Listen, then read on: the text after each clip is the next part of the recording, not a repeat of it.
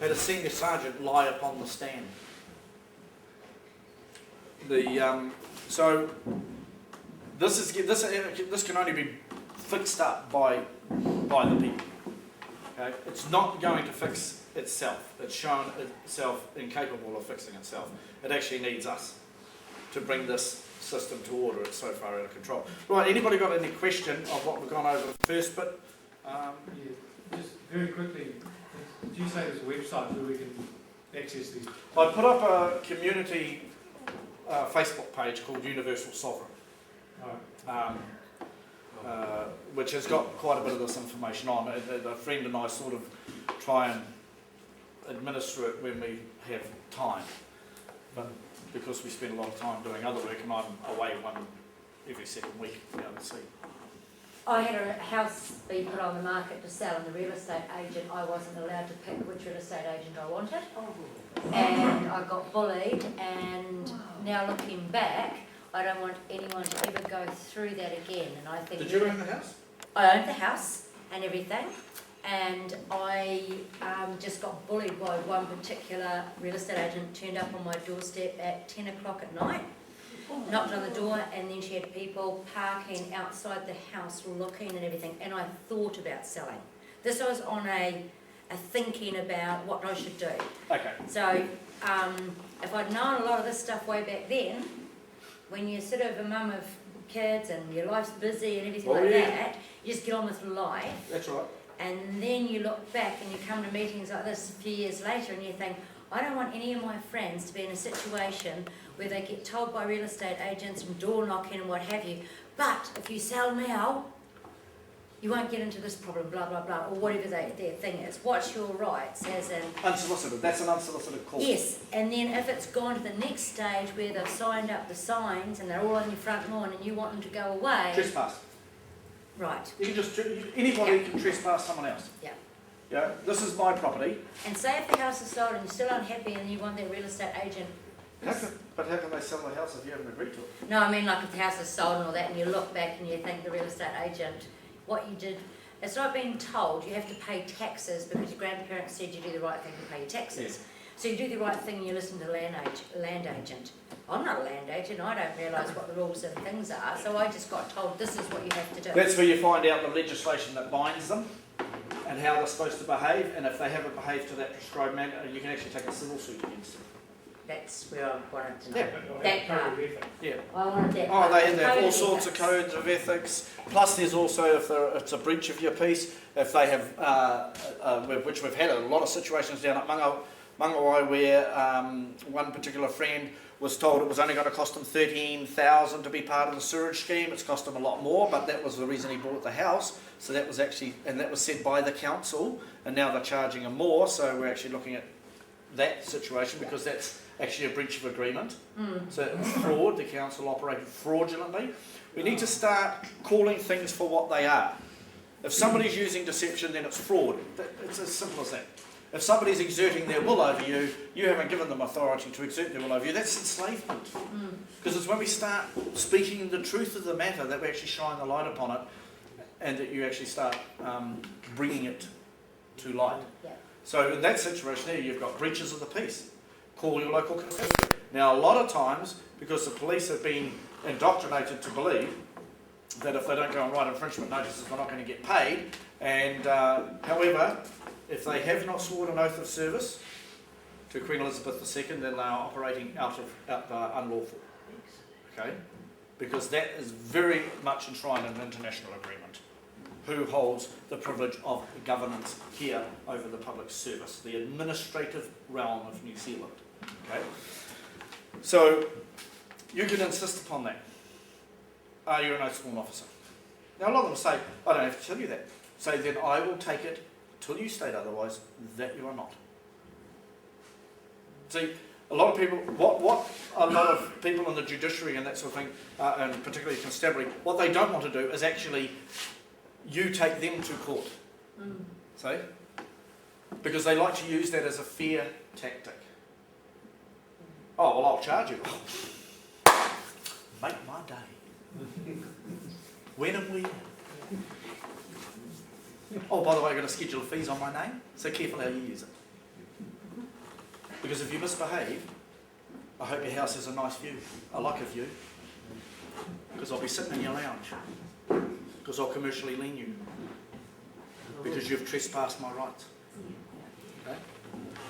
So, it's got to be used honourably. So, and this comes into the whole thing of sovereignty. So because you're going to hear more and more about sovereignty come up. As I said at the introduction, I'm proclaimed sovereign. I'm publicly proclaimed. Now, what a sovereign is someone who has made a heartfelt commitment to the Creator to live in honour of creation and be of service to humanity. That's what a sovereign is. That's all it is. Right? It's not a status. It never has been. However, it was corrupted to being a status. So you can have a monarch that can be a sovereign and a sovereign that can be a monarch. But one does not automatically become one or the other. You do not become a sovereign by right. But you do have the right to choose to live to that code, because sovereignty is a state of being, it's a code of conduct. So when you have people like Parliament say, Parliament is sovereign, sorry, you can't be. You can't. Where's your commitment? Okay. So what happened over many hundreds of years was the whole, thousands of years actually, was the whole ideal of sovereignty, of living in honour. In other words, what you would put that to is what's right, what's true, and you conduct your affairs with aroha, with love. Okay? So hence, by living to that code, when I go into a court, when I know first whose court it is, it's mine, because I'm there. Now the judge is going to be there anyway. The fact I step into that court and I stand in my sovereign capacity, that's my court. Because everybody behind that rail there is a functionary of the public service. And I'm a member of the public. So they're servants to the people, I'm one of the people. So who else's court could it be?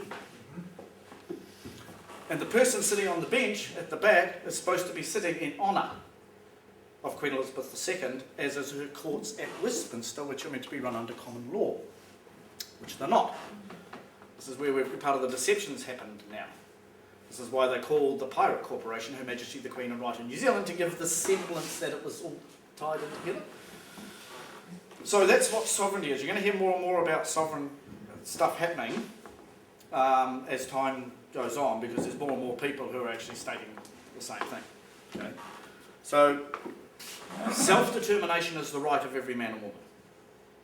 That is absolutely indisputable, inalienable. It's the right of everyone, the right of self-determination. Sovereignty is a choice, because it's a code of conduct. It's how you live your life.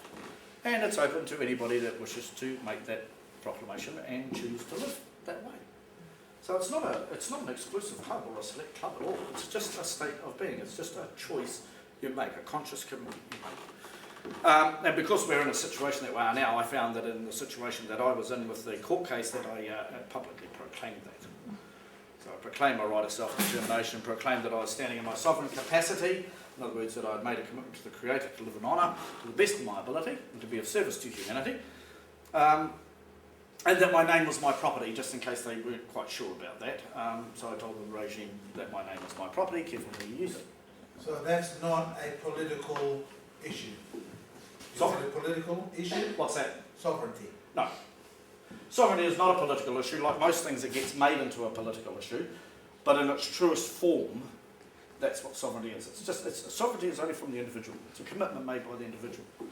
But it's nothing to do with politics and politicians. Politics, many, tick, blood-sucking parasites. So it says it all, really. Because that's what they're doing. They're actually sucking the lifeblood out of us. Okay? And further looking at indebting our children. And say so quite openly now. Because they are even not aware of the stuff. Very few people in government are actually privy to the information, some of the information that you're privy to now. Because they live in a deception. And it doesn't matter whether you want to vote for the National, or Labour, or for the Watermelons, I mean the Greens, for the Marcellus Series Party, or for anybody else. If they don't look, they're all A, B, C, or D team of the same club. Because when they take a pay rise, they sign into a new contract with the corporation, which is just a cover for a bunch of pirates. How how do we bring that back to order? Well, oath of allegiance, sworn by all politicians. I, blah, blah, blah, swear that I will be faithful and bear true allegiance to Her Majesty Queen Elizabeth II, her heirs and successors, according to law. Not according to corporate legislation. According to law. According to agreement of the parties, which include all the international agreements that we've looked at. So, again, when you have a politician that swears this oath of allegiance, and the reason they swear an oath of allegiance to Her Majesty Queen Elizabeth II and not to we the people is because she holds the mandate of the privilege of governance granted. In 1840, under the internationally recognised agreement of the parties, Te Tiriti o Waitangi of 1840. Not the translation you see on most government websites, which happen to be put out by the pirates as a deception. Anyway, that's why they swear an oath to her. To act according to law, and as we have looked previously, these are international agreements, an agreement of the parties, and that is law, the international law. So when they don't uphold or act according to law, they're actually defrauding the people. They're also actually in treason to Elizabeth. And best they get their act sorted out before she arrives down here with her ass-kicking boots. So according to law, so they are actually bound to uphold these international agreements. Now how they weasel their way around this and say, well actually we're a corporation, we're not actually a lawful government, they won't tell you that. So actually these things, we're not obliged. But they don't want you to know that. That's why I say, when you start shining the light of the truth of the matter on things, watch the cockroaches scuttle. So they're not acting according to law. This is how you can actually start bringing this to order. What you do is just form a small network amongst yourselves. Say, right, one thing you could do here, which would be great, is you could actually form a local community council within Whangarei itself. There is no law that says you can't. In fact, there's lots of international agreements that say you can. Now that doesn't, say for every member here in this room became a member of that council, then the rules you make can only apply to you. You can't make rules for someone else outside your association because they haven't agreed to be part of that association. But if you want to set rates, which is a lot less than what you're paying now, then you set your own rates. Who says that they have the authority over you? Only you do. Only you do. Because they're not operating in their correct capacity. Therefore, the obligation is upon us to operate lawfully, truthfully. Working together helps. Now, as far as helping, I actually used to do quite a bit of paperwork for people. And what ended up happening was that they would end up abdicating their responsibility to me to fix up their stuff. So I don't do that anymore. However, I'm happy to help. I'm happy to suggest, to give some direction or guidance if you like. However, the responsibility remains with the individual to sort their stuff out. Okay? So the more of you that combine and work together, you'll find the easier it is, because what you can do is you can come from several different angles at this thing. And you can start calling the public servants to account by pointing out to them where they're going wrong. With this one, Marcus, with the real estate agent, with social media now, if you put something factual up there, you can actually expose them. Oh, And it's so powerful. Facebook is... absolutely. It works. Network is one thing that we have in our favour, and in a lot of the circles I move, we call it the Coomera Vine. And it runs right throughout this country. And the social media is actually a really good friend of ours. Because it's a technology and it can be used beneficially. You can see how quickly things can go viral. And we've actually explored this. We put out an idea, if you like, called Gifted On. Anybody seen the movie Pay It Forward? Yeah, okay. It was based on that thing. Gifted On. What Gifted On was that you look for an opportunity once a day to do a kindness to somebody that you wouldn't normally, or something that you wouldn't normally interact with during the day. It might be just like, hey, this plant's a bit dry. Well, there's a bit of water. Or you're walking past and there's a nice plant. You go, oh, that's beautiful. Or you say hello to somebody or whatever. So one conscious act of kindness to something or someone, living thing that you wouldn't normally interact with during the day. One conscious thought of well-being to humanity, one conscious thought of well-being to water, because we live in a water world, which is another whole afternoon of discussion, because we actually do live in a wishing well, because here's something to cogitate upon.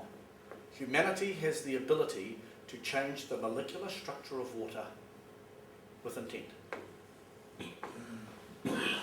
Scientifically proven. Secret life of water, Marcellus De Pavelly. Humanity has the ability to change the molecular structure of water with its intent. Think of the ramifications of that. You constantly tell a child that they're stupid and they'll never amount to anything, and they won't. Because you condition them through the molecular structure of their water. Now, if you want to go online and actually have a look, and you'll be quite amazed at just what's available. Now, we live in a water world. Even if you're in the desert, you're surrounded by moisture. Water is a social memory is a social memory complex, as is humanity. Every drop of water is connected to the whole, as is each one of us is connected to the social memory complex that is humanity. That's why when there's a bit of rah-rah-rah or fight going over in the corner, it actually has an impact upon all of us. Right? That's our strength, because it's something that cannot be denied. It's a truth. It's a law of the universe that humanity has the ability to change the molecular structure of water with intent. So start wishing things well. Have compassion rather than anger. Because I know that there's enough people in the system of slavery that certainly gives us rise to be really pissed off with stuff. However, that's not going to resolve the matter. It's what we do that will. And this is how we say in sovereignty, by the deed shall you know them, as by our deed shall we be known. So when I get into a situation with constabulary or judiciary who I know are out of their oath of office and trespassing my rights, I have compassion for them. Because I learn how to respond, not how to react. Because we're actually conditioned from before birth to react, which is a prescribed action. What you do is you deprogram yourself and you learn how to respond. Okay? So, and we've actually seen some really amazing things happen by operating this way. When I put in my proclamation to court, now I'd been dragged through different courts, I'd been thrown down in the holding cells in front of my 10-year-old son at the time, who had come to see what courts were about, because if they don't learn this stuff, they too will become enslaved. I had the temerity to ask a judge if he was acting under his oath of office at the time, and he just said, "Put him in the holding cells!" Yeah. And so the security guard came across who I knew, and the police constable came across who I knew as well, and the hand went behind the back, and on the way I looked at the judge and I said, "I do not agree with this. Under protest and duress, reserve all my rights." I looked him right in the eye and I said, "And I do not agree with this." And he went, because they don't have my agreement. So what they're doing is enslaving me. See? And a lot of them sort of know this stuff. This is why they use trickery and deception to get around it.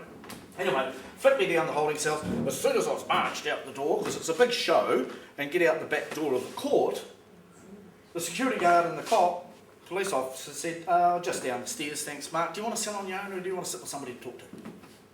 "Oh, just one on my own for the time being." Then they sent a duty solicitor down on a fishing trip. Don't send an amateur trying to catch a professional fisherman. To see how much I knew.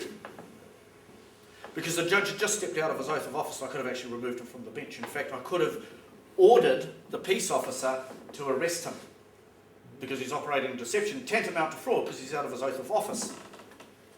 However, because the system operates on fear, we do not want to exacerbate the fear.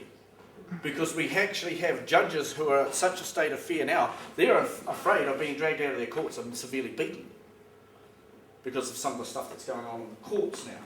So our whole way of moving is as peacefully as possible, because that's what's honourable. See, as a sovereign, what you do when you see behaviour that you see as being causing pain to someone, then you inform the instigator of that behaviour as to what you see is happening, and if you can offer them a potential solution to that, then you give them the opportunity to act honourably, because that's what we would like. You know, if somebody sees me doing something that could be causing pain to someone else, then I would hope they would bring it to my attention and give me the opportunity to address it. So this is a part of the code of conduct that we conduct ourselves by. So we're not going in there to shout and scream at judges, but we will bring it to order. And a lot of them are starting to realise that. And because they've seen the way we conduct ourselves in court. You know, where we've had people ask us, are you challenging our jurisdiction? Oh no, we're not here to challenge the lawful jurisdiction of Queen Elizabeth II. We weren't. We were just there to inform them that we're actually not under their jurisdiction.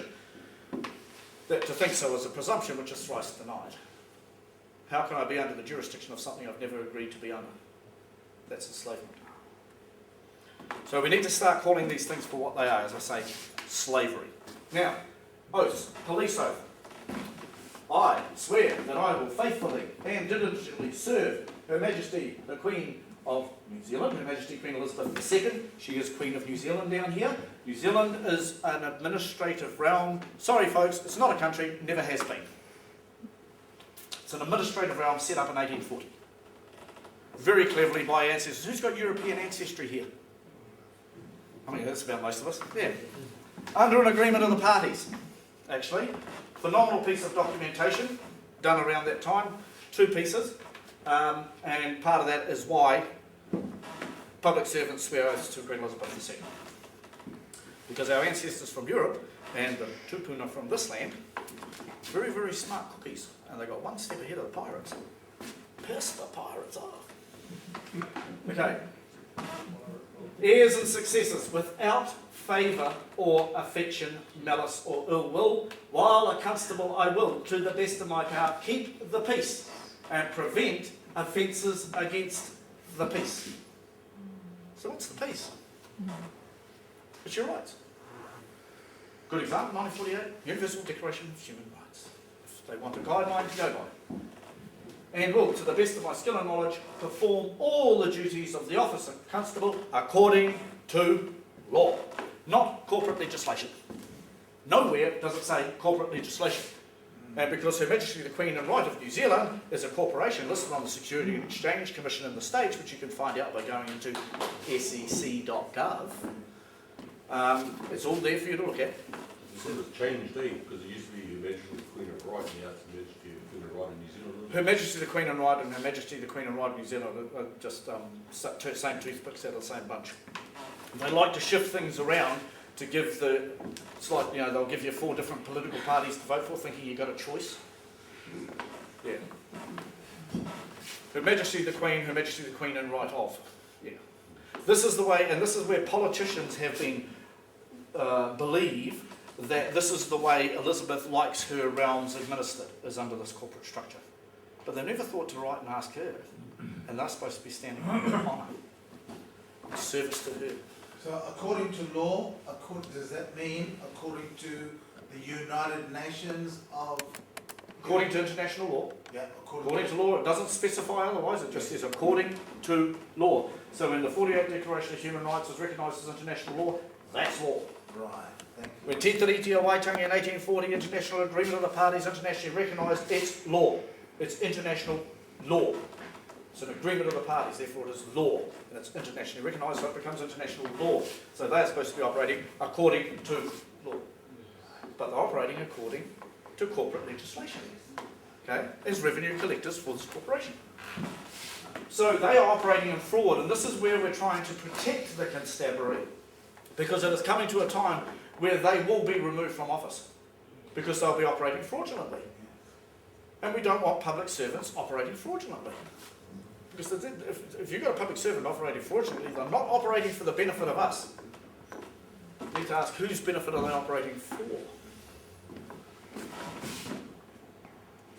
Right, judicial oath. I never go into court without these. Right? I swear that I will well and truly serve Her Majesty Queen Elizabeth II, her heirs and successors, according to law, in the office of Judge or Justice. And I will do right to all manner of people after the laws and usages of New Zealand, without fear of favour, affection or ill will, so help me God. Now, we just recently laid a judicial complaint on a judge who had stepped out of his oath of office because, one, he wasn't operating according to law, and he was certainly not doing right to all manner of people, and he was operating in favour of the prosecution, because that just happened to be the IRD, which controls the courts when they're in them. Alright? So what happened? We put a judicial complaint, and we laid out very carefully how this judge had stepped out of his oath of office and was not operating according to law, because actually there was no agreement of the parties between the IRD and my colleague. So where was the law? Who did you make the complaint? A bunch of judges who have a look at it and go, oh, yeah, the Judicial Complaints Authority, which gets reviewed by other judges. But what we do have now is a name of the person who reviewed it. So we know, oh, now we're going to send one to him. Right. When you're dealing with any of these institutions, get a name. If they are not prepared to give a name, like collection agencies, who am I speaking with, please? Oh, it's Sally here. Sally who? Sally, who are you from? You know, if they're not prepared to give their details, hang up. I have no contract with you. I wish to do no business with you in any way, shape or form. Goodbye. This is an unsolicited call. Please refer to the legislation on unsolicited calls by which you're bound. Thank you very much. Have a lovely day. It's your phone. You pay for it. You can hang it up when you damn well please. After the laws and usages of New Zealand. What was the founding law of New Zealand? Anybody know? What was the first law ever created in New Zealand?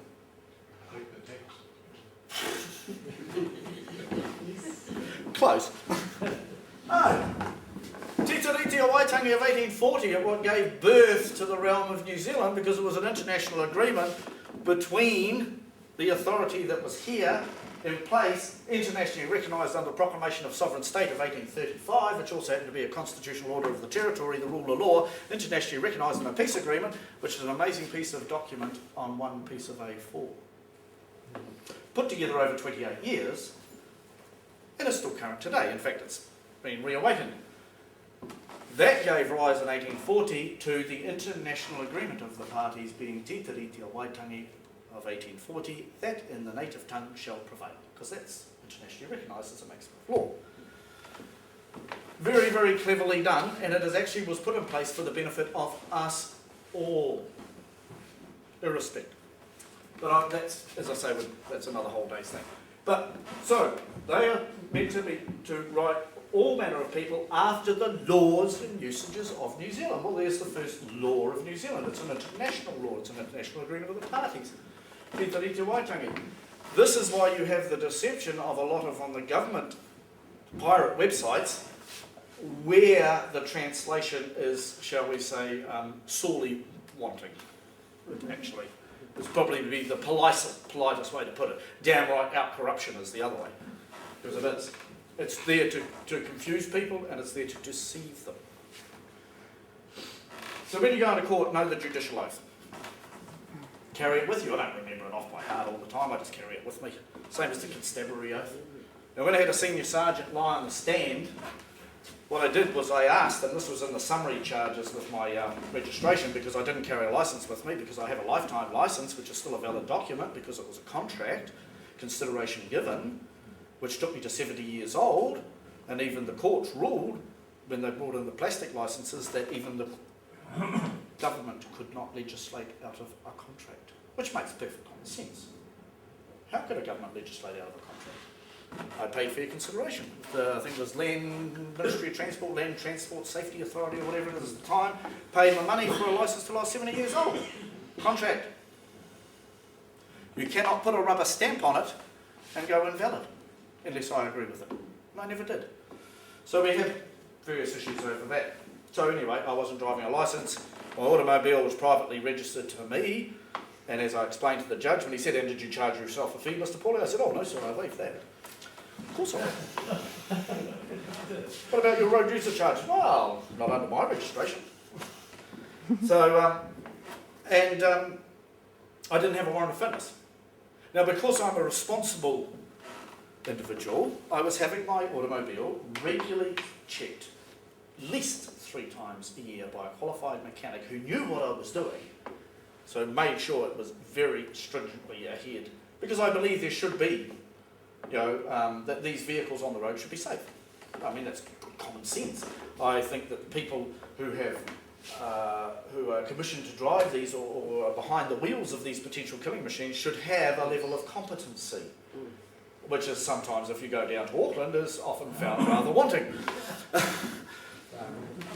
And that it's a good idea to have vehicles, record of ownership of vehicles, because then if you can identify something.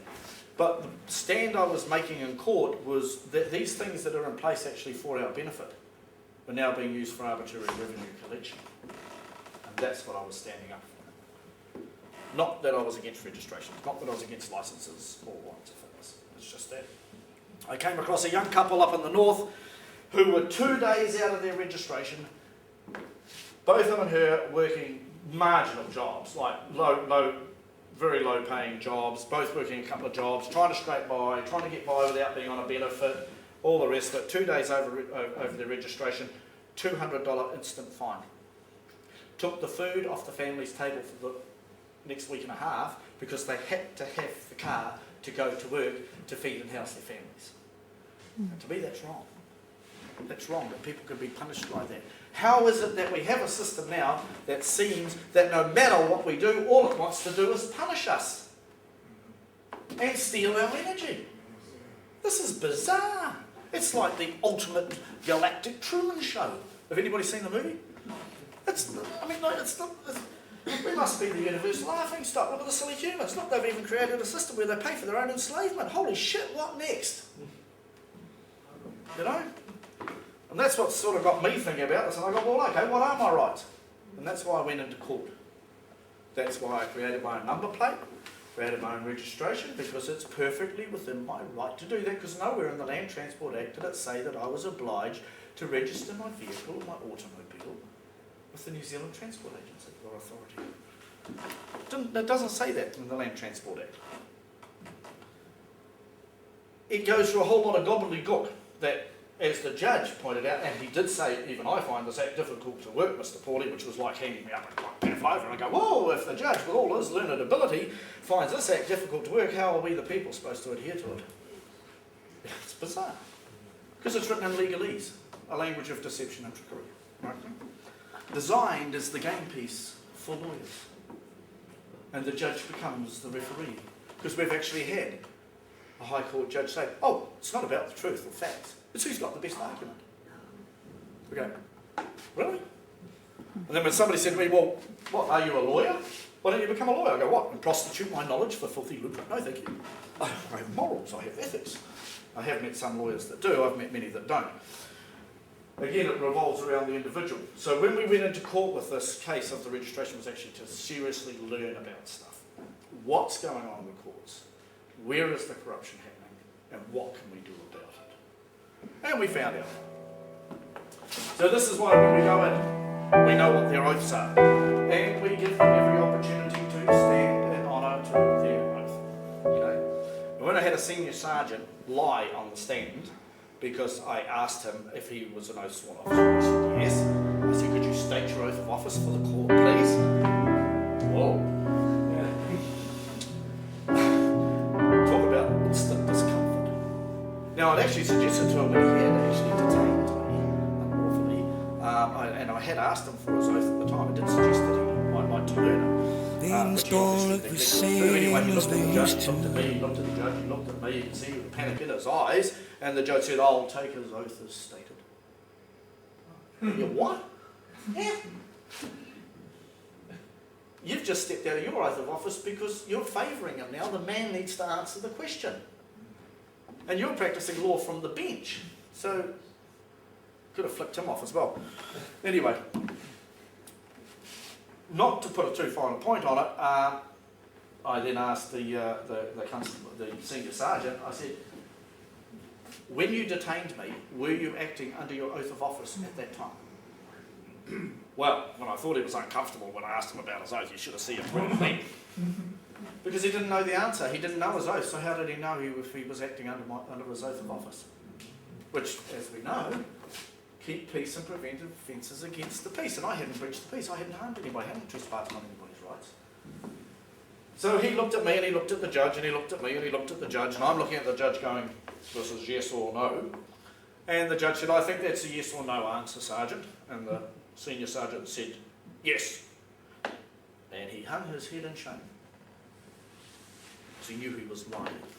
Because he didn't know what his oath was, so he didn't know whether he was acting in his oath or not. Now, when you are detained, and it stipulates very clearly in the legislation that you need to be told you have the right to consult a lawyer. Now, I was detained because I wasn't free to go, and I had this discussion with the senior sergeant. When you detained me, why are you not obliged to let me know that I have the rights of a lawyer? Why I would want one, I'm not really quite sure, but however. Aren't you obliged to actually give me that information when you detain me? He didn't know. I said, well, I'm telling you under section so-and-so of the statute, such and such you are. Well, I didn't detain you. Oh, so I was free to go then. So if I'd driven off that morning, what? He said, well, I would have driven after you and arrested you. I go, so I wasn't free to go. I was being detained. Well, no, and this is when the judge got involved again. He says, well, no, perhaps not in the legal sense of the word. I felt like going, who the hell are you? You're supposed to be seeing that this is all done according to law, and here you are acting in favour of a senior sergeant who's lying. Or doesn't know what his job is, and he's a senior sergeant. This is where the problem lies. These people don't know their jobs. We need to educate them. Okay? So, that's, I think, where I'll leave it. If there's any questions, and as what I was saying, if you want to actually get in touch with me, look, I'm happy to come and share the experiences, share the knowledge that we have, because knowledge when shared is a strength. Knowledge when kept to a few is a power to enslave.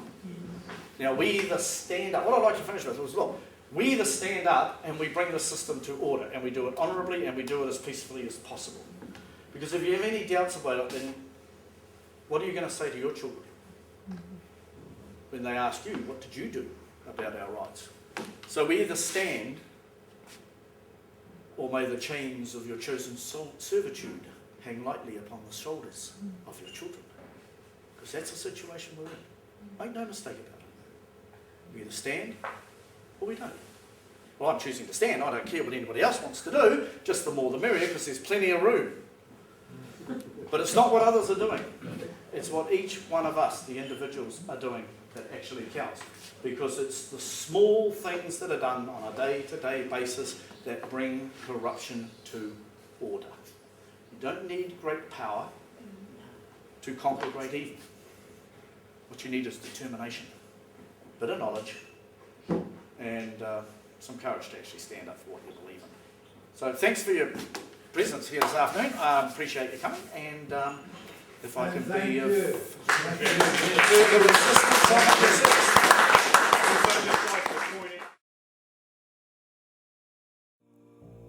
Which breed do you want to be?